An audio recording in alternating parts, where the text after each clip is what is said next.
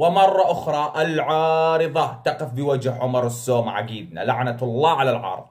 أقسم برب العالمين زهدتني هالعارضة، خاصة بمباريات عمر السومة.